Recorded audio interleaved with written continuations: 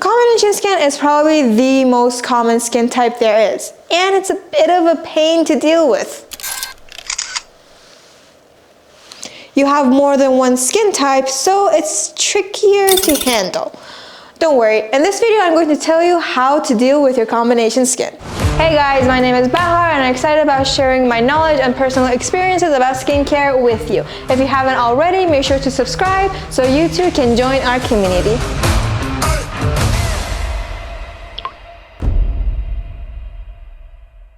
In my personal experience, I have seen two types of combination skin. I have seen people that are combination oily and people that are combination dry. Now, this might not be scientifically true, but like I said, it's my own experience. This is what I have seen in other people. For example, in combination oily, your T-zone, your forehead, your nose, your chin is oilier than the rest of your face, and your cheeks is, well, somewhat normal. But in combination dry skin, people have, well, a normal T-zone, but their cheeks are more dry than the rest of their face. And then we have the actual combination skin where some parts of the face are oily, but some parts are dry. Now that is a real pain that I do not want to experience. But one other thing that makes having combination skin so hard to have is that it can change. For example, in the winter, if you are combination oily, you will go more on the drier side. But in the summer, if you are combination dry, it is very possible that you will go to combination oily because, well, because of the heat, you produce more oil. And yeah, you have to change your skincare routine every single season. Another thing is that you can't use actives like normal people. Using retinoids or exfoliants may further dry out your drier parts. So how can we deal with it? How can we do it? Bit tricky, but not impossible. For me, I have combination skin, so kind of an expert in this. If we want to talk about skincare, we have to go back to the 4 basic steps of skincare that I talked about in another video, which I will link down below in the description box if you want to check it out later. First step is your cleanser. Please avoid any foaming cleanser that especially has actives in it. Those actives will, for example, target your oily parts or your acne-prone skin, but it will dry out the rest of your face. So just leave the actives in your treatment part and stick with a, well, gentle cleanser rather than one that is, well, more stripping, and try to only cleanse your face at night before you want to go to bed so you avoid overly stripping your more drier parts. Next step is your moisturizer. Now, this might be a bit tricky, especially if you are a bit on the oilier side. I suggest not using a moisturizer that is, well, heavier and more creamy because it may clog up your pores and make you have a zit, especially if you are acne prone. But if you do want to use a heavier cream, it's best to use it at night. Why? Because your skin has 2 different modes. First mode is during the day when it's in protective mode. It wants to protect you from everything around you. And then at night, it goes into repair mode because it wants to reset and it just wants to rest. It wants to relax for the next upcoming day. So using a heavier cream, for example, a night cream at, well, night, will help your skin do exactly that and be prepared for the next upcoming day. But during the day, it's best to use a more lighter moisturizer, probably a gel type, so, well, your skin has that opportunity to breathe. You don't want to clog it 24/7. Now, this is the part where it gets a little bit tricky.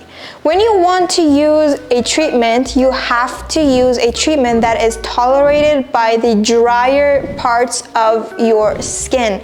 The oilier parts are, well, oilier and they can tolerate a bit more than the rest of your face, but your drier parts well, they don't have that barrier, they don't have that oil, so they are more likely to be irritated and be sensitive to products. So when you want to choose, for example, a retinoid or an exfoliant, try to use it at a very low concentration and a way that your drier parts can handle it. Later on, you can up the dosage if you want, but try at a very low concentration. For example, I am, like I said, a combination oily type of girl. What I do is I use niacinamide and I use hyaluronic acid at night, but I do not use both of them on my entire face. I use hyaluronic acid on my cheeks where it's normal, a bit more normal than the rest of my face, so I can get that hydration, and I use niacinamide on my forehead, on my nose, and on my chin where I experience more oil production. I'm not saying that you should do this too, but this is the way that it works for my skin. Everyone is different. Last and definitely not least, your sunscreen. Now, this can also be a little bit tricky. Which sunscreen should I use? Should I use a sunscreen that gives me a matte finish, or should I go with a sunscreen that will hydrate my skin and gives me more moisture? The answer is it depends on how your skin looks and what your skin needs. If you're in the summer and you're producing more oil, then a matte finish sunscreen might be the answer that you're looking for. But if it's in the winter and your skin is experiencing, well, more dryness than it usually does, then a moisturizing sunscreen is the way to go. Again, look at your skin, see what it needs. It will tell you its needs. You just have to listen to it.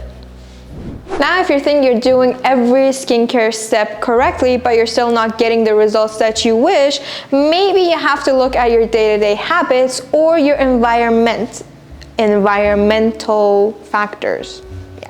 I have talked about it in another video, in my dry skin video. If you want to check it out, I will link it down below in the description box. I have talked about how these factors can actually make your skin drier. I have also talked about different moisturizers and what you want your moisturizer to do, then what ingredients you should be looking for. So maybe check that video out if you want.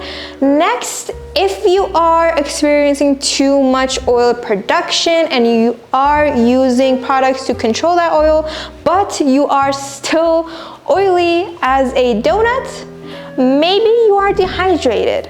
Dehydration can actually cause more oil production because your skin wants to make up for the lack of water in it, so it produces more oil so it can be more hydrated. This can be the case about you. It was the case about me. I was experiencing so much oil on my face, like it was crazy. Whatever I did, I could not get that under control. In the end, I discovered that I was dehydrated, and well, I targeted my dehydration, and my oil production as well went down. Now, people can experience dehydration in different ways. For example, I personally found out that I'm dehydrated by seeing that the sides of my nose, the sides of my lips, and the small space between my bottom lip and my chin were severely dry to the point where they were itchy, they were burning even at times, and they were extremely flaky. And well, I targeted, and now my skin is all better. So if you think that your oil production is not going away, maybe see if you lack water. I hope this video was helpful. Let me know down in the comments what combination skin type you have, and I will see you in the next video.